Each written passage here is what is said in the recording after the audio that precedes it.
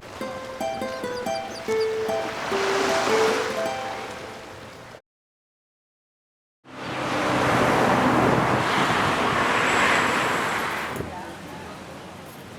I'm Rafael Lima for VisitFlorida.com.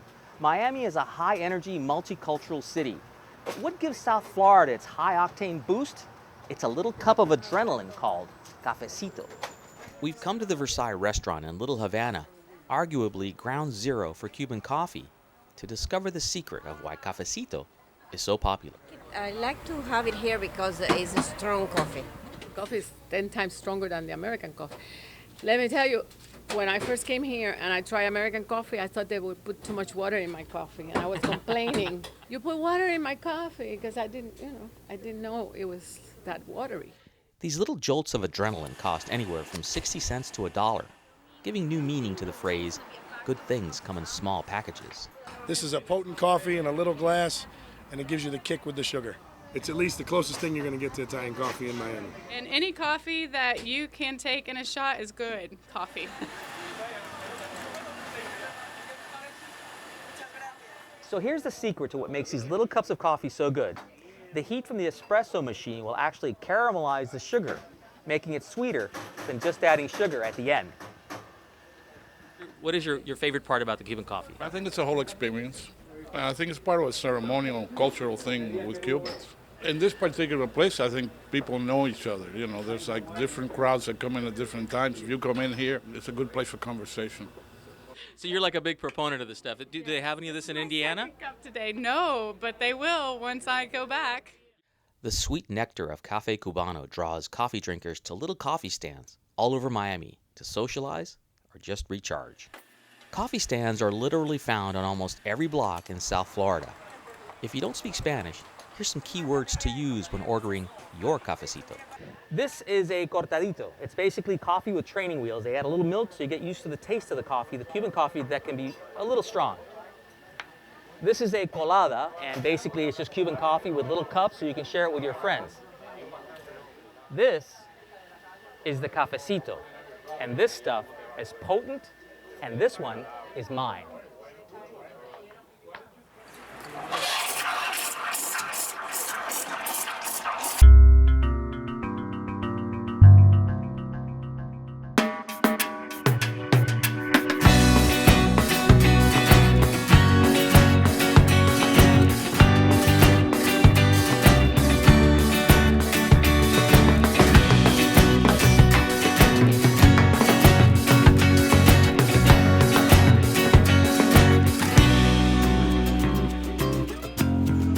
This city is so full of history, and it's a beach town, and it's so hospitable.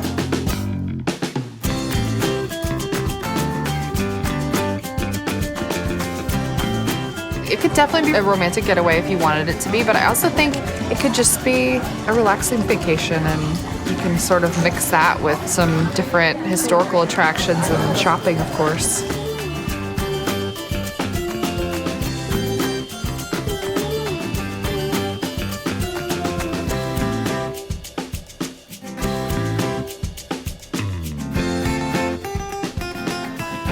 Romance is something that is the biggest draw here. Whenever you look down these streets, you're gonna see a lot of couples. Whenever you're walking down here, I mean, they're always arm in arm, they're always holding hands, they're always looking for that incredible place to eat or that really neat little hideaway shop.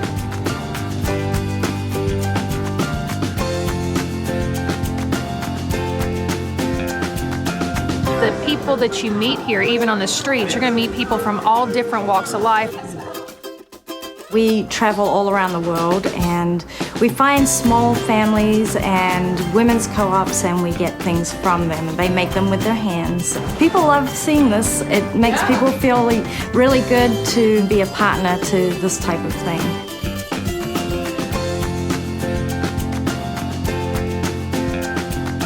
So I love that in St. Augustine, not only do you have St. George Street, but you have all these other side streets. You got to get out of St. George and look all around and get all the other. It is good Southern hospitality. I agree. In the oldest city. In the oldest city in America. I love it. Que tenga buen viaje.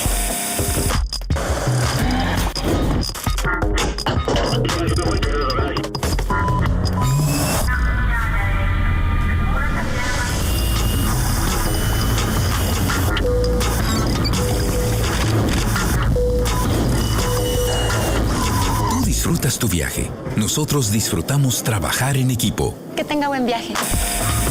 Interjet, viajando en tu misma dirección.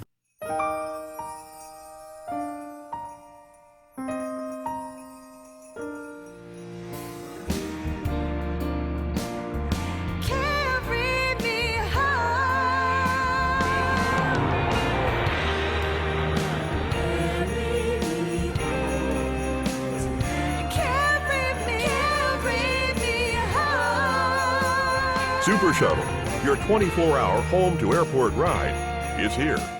This How to Do Florida segment is presented by Visit Florida.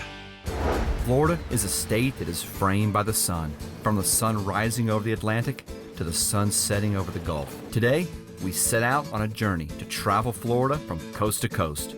Our adventure begins at sunrise on Flagler Beach. From there, we head west. Along the way, we'll be stopping at as many roadside oddities as possible, with the goal of making it into Cedar Key to watch the sunset. Let's do it. Road trip. Did I mention we would be taking this adventure on a Harley Davidson? And to make things more interesting, this would be my first experience riding a motorcycle, but more on that later. What's important is this would be another checked off item on my Do Florida list. My riding partner and architect for our trip is Glenn Abbott, or Traveling Gringo as he's better known as. Glenn's job is to travel the country on a Harley Davidson and blog about his adventures. Glenn has plotted out and packed our journey with all roadside Florida has to offer.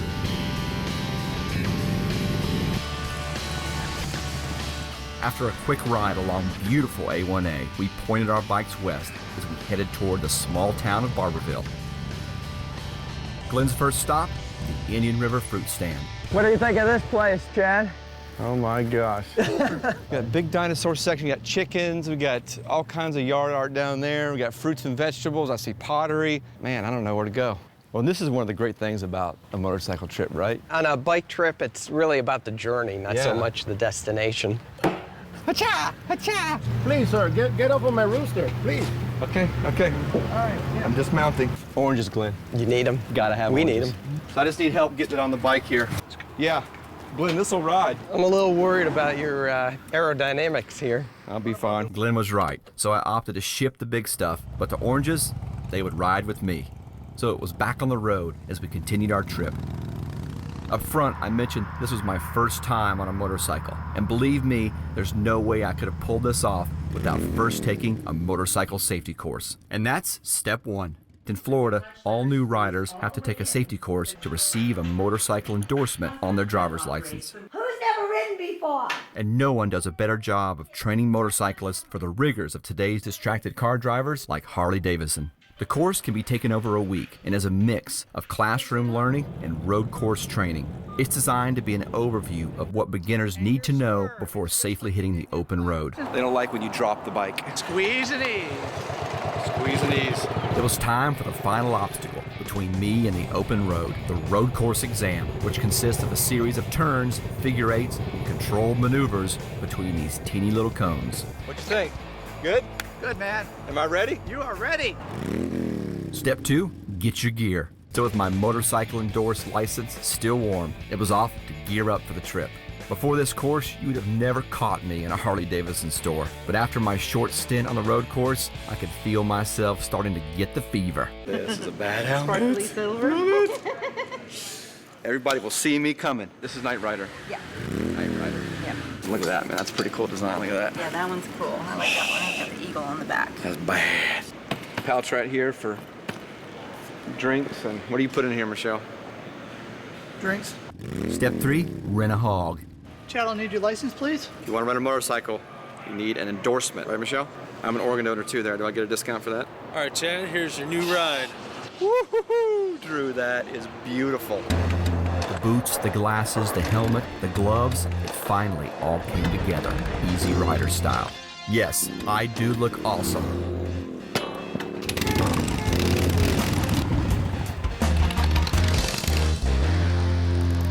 Well, every trip needs a little historical perspective. For that, we stopped at the Ponce de Leon Springs State Park, which is named after the man who led the first European expedition to Florida and would later name our state La Florida after the abundance of flowers he encountered. What do you think so far, Chad? I tell you what, absolutely spectacular. Really, really enjoying this, Glenn.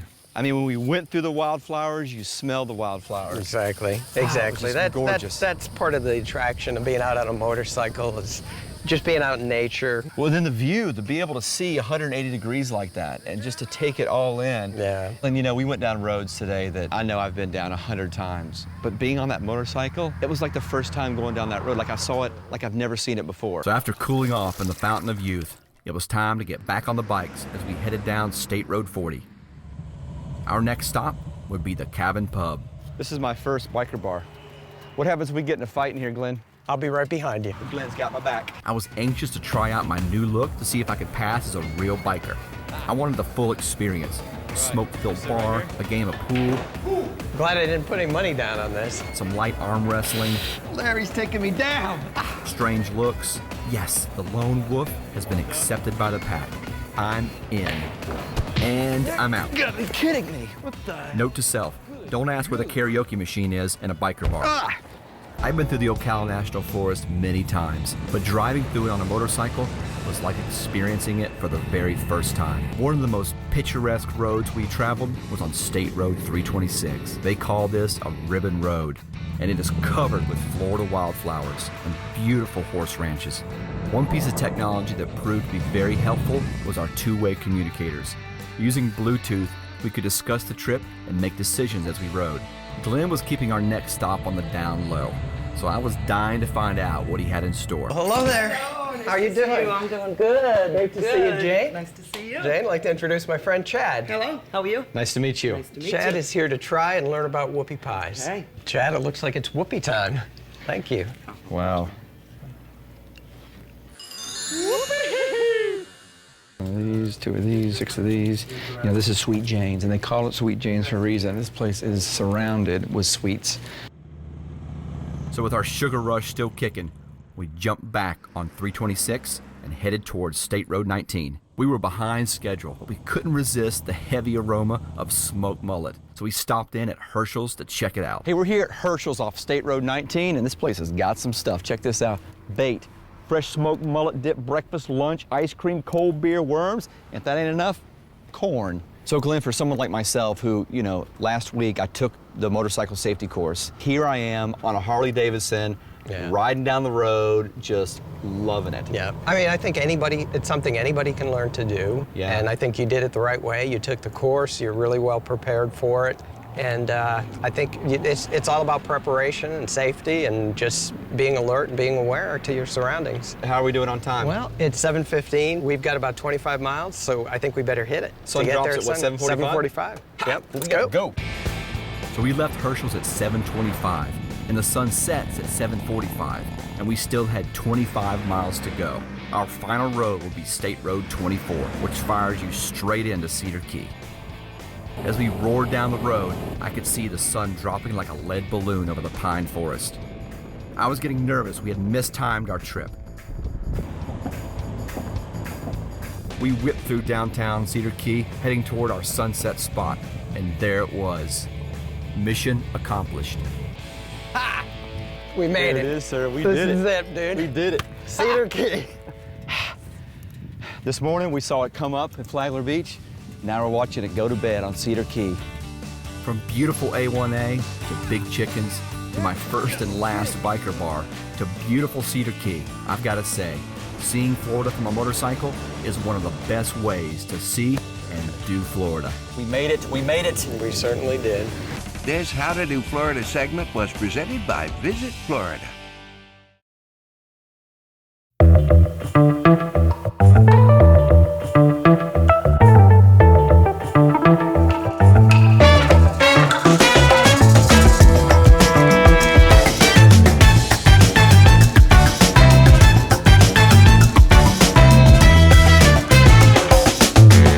This is the new Hialeah Park Casino.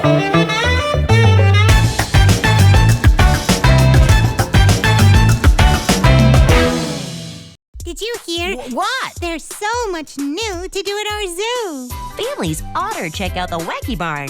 Kids go ape feeding the parrots at Wings Down Under. I can't bear the excitement of the new playground. I hope they remember to ride the camels. Zoo Miami's the king of zoos. If I'm lying, I'm dying. There's so much new to do at the zoo. You just gotta check it out. Zoo Miami, keeping it wild.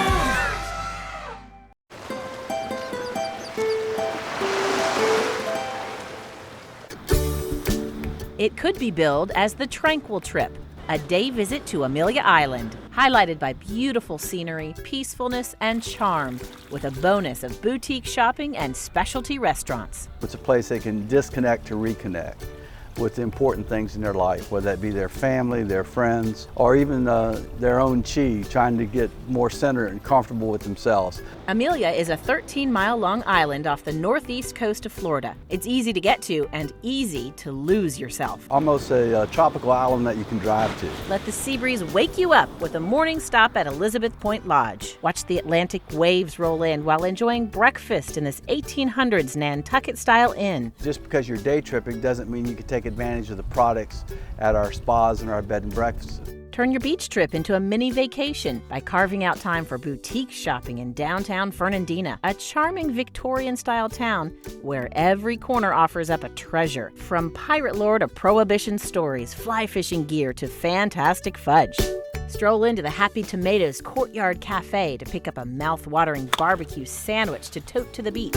Or pull up a rocker at Brett's Waterway Cafe. Soak up the scenery with a cocktail and treat yourself to a decadent dining experience with dishes like shrimp bisque, calamari salad, or fresh wahoo. You could cast a net here and land a great meal, but one thing you must try is the fresh local shrimp like these from Timothy's Fry Shack, because of course this is the birthplace of the modern shrimping industry.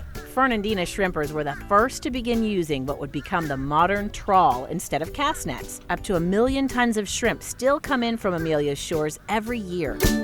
With belly full and gifts in tow, I head back to the beach for the getaway treat I've been awaiting all day, a sunset horseback ride. It's the most captivating way to enjoy Amelia's white sand beaches. See it through the horse's eyes. Stay in Country Ranch has been delighting visitors for years with their friendly horses, and the scenery does the rest. It's very relaxing and tranquil. When you come out here, you get to just kind of take in the breeze, and the horses are very calm and laid back. To be sitting on a horse and see a dolphin at the same time. Oh, they absolutely say, oh my God, it's gorgeous. It's the best thing ever. It's the kind of day trip that'll make you want to stay another day. Discovering Florida's best beaches, I'm Janice Jones for Visit Florida.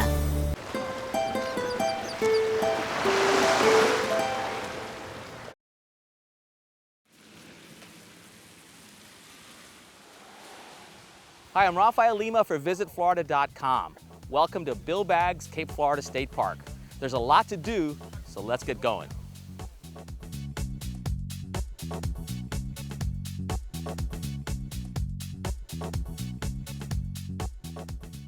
Today we're going to explore one of Florida's top 10 beaches, enjoy dining al fresco, and tour a lighthouse with an incredibly rich history. The Cape Florida Lighthouse is the main attraction to the park and is the oldest standing structure in South Florida. In late afternoon of July 23, 1836, a band of 40 to 50 Seminole Indians attacked the lighthouse compound.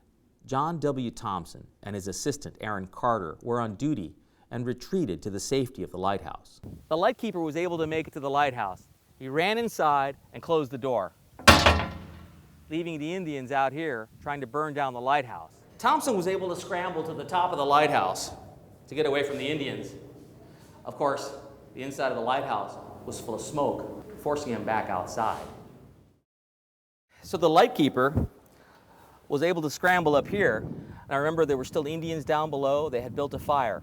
The lightkeeper and his assistant were now stranded while the Indians below settled in for a long night of burning them out. A park display with the dramatization of Thompson's voice by an actor picks up the story. At last the awful moment arrived. The crackling flames burned around me. The savages at the same time began their hellish yells. In desperation, Thompson threw a keg of gunpowder down into the flames, hoping to kill himself and the Indians. It exploded and miraculously put the fire out. Aaron Carter did not survive the night, but luckily for Thompson, the schooner Concord, just offshore, heard the explosion and rescued the lightkeeper. So apart from the lighthouse, there's this great replica of the lightkeeper's cabin. Now, it's a replica, of course, but it's made to the exact specifications of the original cabin, and it's open to the public. visitors can take self-guided tours through the keeper's house and get a sense of what life might have been like 100 years ago. So apart from the great history of the lighthouse, there's another interesting historical fact about this park, which is it's the last stop on the Underground Railroad. During slavery, slaves fought their way south across jungles and Indians to come here to try to find a boat to take them to the Bahamas where there was no slavery, or north to freedom. But it's not just history. The park has almost every outdoor activity you can think of. There's grills for barbecuing, bike trails, snorkeling, 2 restaurants, and a great beach. So after a day spent taking in the history of the Cape Florida Lighthouse, this is the way to end the afternoon on a pristine beach, taking in the great Florida sunshine. This is Florida.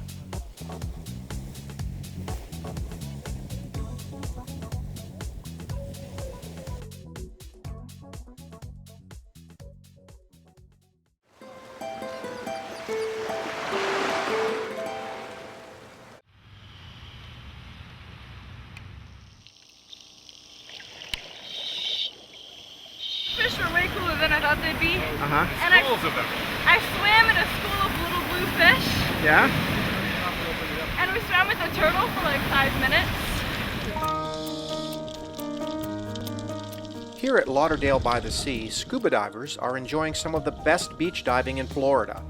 A drive-up site that's easily accessible and a reef that is teeming with life are just a few of the attractions that make this dive site unique. We're in the best spot that I could think of in Florida as far as beach diving is concerned. Actually, it is very exciting for experienced diving. There is plenty of wildlife out there to hunt. You've got sharks, you've got fish, you've got lobster. Let me reiterate the lobster.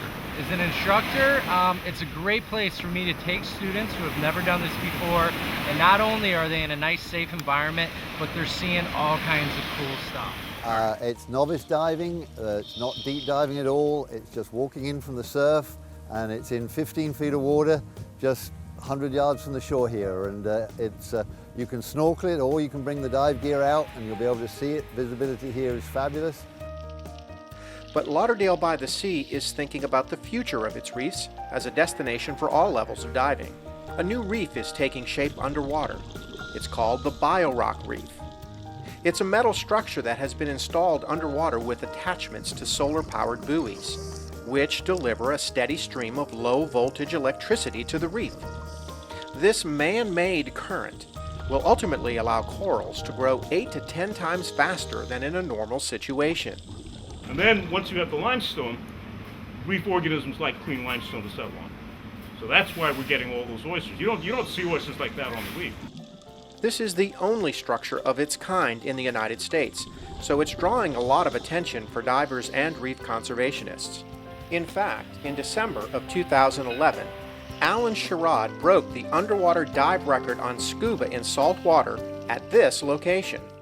This is the BioRock. This is where I'll be staying for 3 days. I chose this because of its uniqueness. So if you're looking for a low-cost alternative to boat diving, this reef has plenty to offer. Easy access, shallow depths, lots of fish, and a future that will ensure Lauderdale by the Sea as one of the best beach dives in Florida. We're coming back tomorrow and the next day, the next day, and the next Que tenga buen viaje.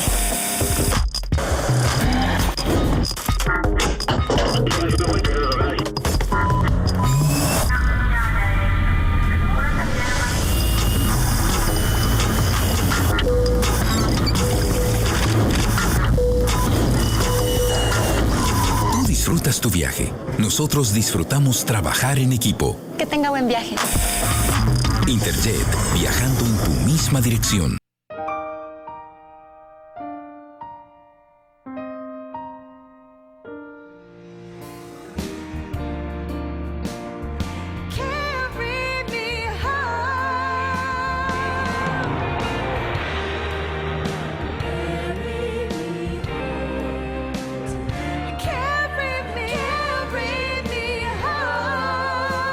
Super Shuttle, your 24-hour home-to-airport ride, is here. This How to Do Florida segment is presented by Visit Florida. Dolphins have always been synonymous with Florida. Just gaze long enough at the ocean, Gulf, Intercoastal, or even some of our rivers and bays here in Florida, and you'll be sure to find dolphins playing in the background. So Chase and I decided to set out on a dolphin adventure to get up close and personal and to learn more about these fascinating mammals. About an hour south of Jacksonville, just below St. Augustine, and right on A1A is Marineland, home to one of Florida's very first attractions. Step 1, get to know your Marineland history. Marineland opened in 1938 as Marine Studios, an underwater headquarters for Hollywood, creating spectacular underwater footage for major motion pictures and newsreels. People traveled from all over the world to get a first-hand look at the marine life above ground and underwater. Today, guests have the opportunity for a more interactive experience. I can't tell if the trainers are having more fun or the dolphins. I can't tell. Our founders had a vision of creating marine studios to film movies that showed creatures from the ocean in their natural environment. So they wanted to build a facility where they could actually film that. And our founders were involved in films such as Gone with the Wind and King Kong, some of the big ones from the past. Lloyd Bridges was a regular here doing some scenes from Sea Hunt. We had Creature of the Black Lagoon, The Revenge of the Creature of the Black Lagoon. Even Benji learned how to scuba dive to swim underwater. If somebody wants to come out here and do this, what are some things they need to know? We have a wide variety of programs at different price points, and so if you're interested in touching and feeding dolphins and a very simple program, we can do that, all the way up to the in-water programs, the immersion programs, and if you're really thinking about the industry as a whole, we have Trainer for a Day where you can actually spend a whole day with a trainer. Okay. But even if you're not doing a program, you can come as a general admission guest and enjoy just watching what we do on a day-to-day basis in our office. After Kurt gave me a quick tour of the facility, it was time for my son Chase and I to suit up and get wet. All right, let's go meet Age. Today, we meet up with Age. Hi, Age. Good to see ya. Good to meet ya. Look at him wave right back. Good job. All right. Age is one of the many dolphins that have been part of the Marineland family for generations. Smooth, but a little texture to it. But you can see why they can go so fast in the water. Their skin is absolutely just silky smooth. Pull your hands back for a second. I'm going to give him the signal to ask for his tail. All right? Can we see your tail? What do you think? He says, sure. Here's my tail. Wow. These are called the flukes, which is a silly name. I love it. And the flukes have no bone or muscle in them. They're just made out of cartilage, like what your nose and your ears are made out of, which is kind of neat. All the power comes from this part of the dolphin here. You guys want to see what you can do with this tail? All right, I'm going to teach you your very first dolphin training signal, all right? You're going to raise your right hand up to your forehead, and on the count of 3, you're going to shoot it up to the sky, okay? Oh my gosh, that's perfect. 1, 2, 3, throw that hand up there. There we go. Use it all by yourself. Here we go. Woohoo! And then watch his tail flipping. Check that out. Oh, yeah.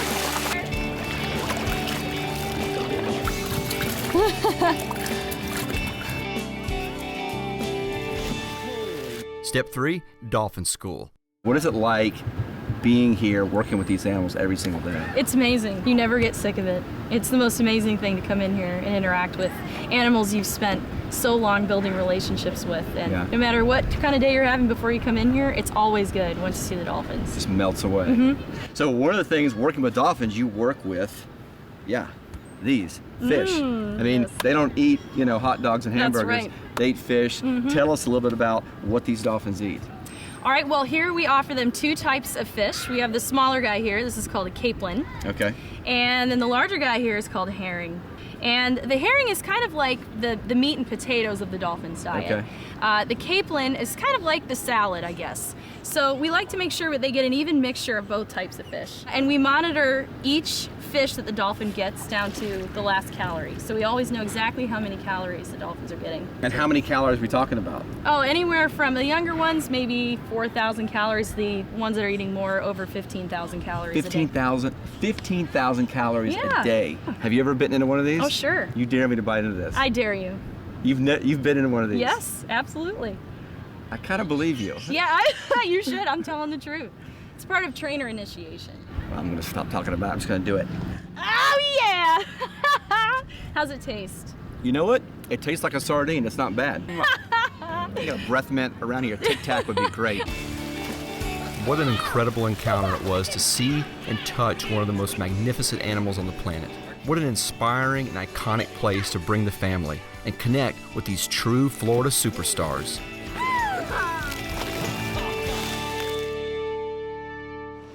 Hey, for more information on swimming with dolphins, go to our website at howtodoflorida.com. Right, buddy? This How to Do Florida segment was presented by Visit Florida.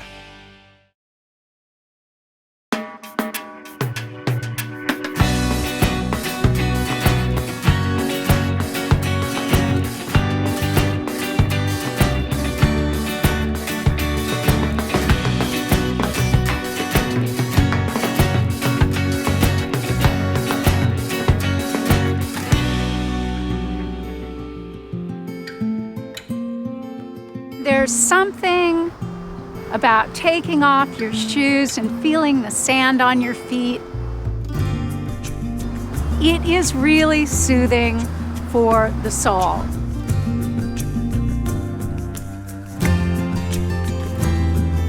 If you want a getaway where you can relax and reconnect with friends and family, you can't do any better than the beach here.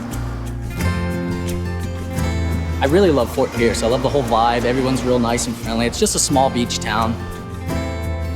A lot of people, though, come to surf. When you see the people learning to surf and you see that first excitement, it's like dancing on the water or something, you know? It's freedom. It's awesome.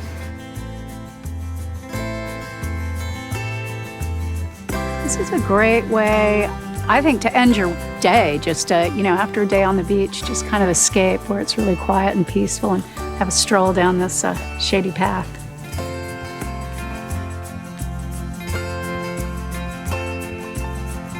I'm visiting here from Maryland. I came looking for places to bird, and this seems like a great area. It's nice, it's quiet. It must seem like you're getting away from it all here. It's really nice. People know that this is a beautiful place and they want to experience that. You can't see it through your TV. It doesn't relate. You have to come out here, see the blue water, see the inlet.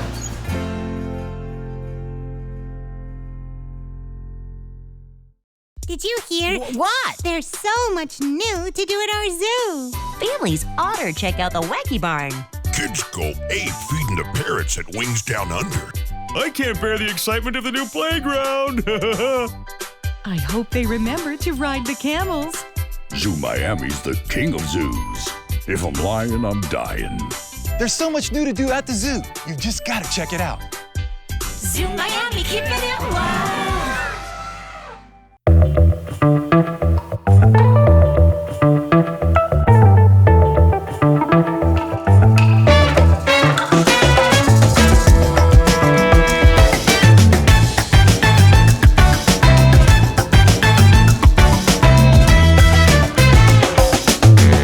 This is the new Hialeah Park Casino.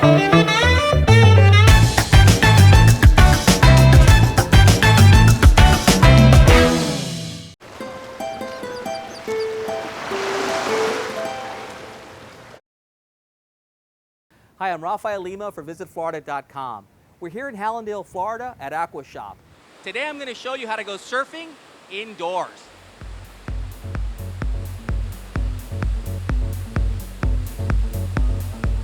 The Flow Rider is pretty much a surfing simulator. It simulates wake skate, wakeboarding, surfing. It's a thrill. We get everybody. We get a bunch of kids, we get families, everybody that wants to have fun, enjoy. There's no age limit, there is only a height restriction. Anybody that wants to visit Florida and do something new, they'll be here in the Flow Rider. So the whole idea of this indoor surfing is you're going to be balancing on a 47-inch wafer-thin board, trying to skim on 25,000 gallons of water going 25 miles an hour. Stay at the beach, right? But you don't have to worry if you fall. If you do, it's as easy as falling on a trampoline. It's very soft, and the water just carries you right back up where you started.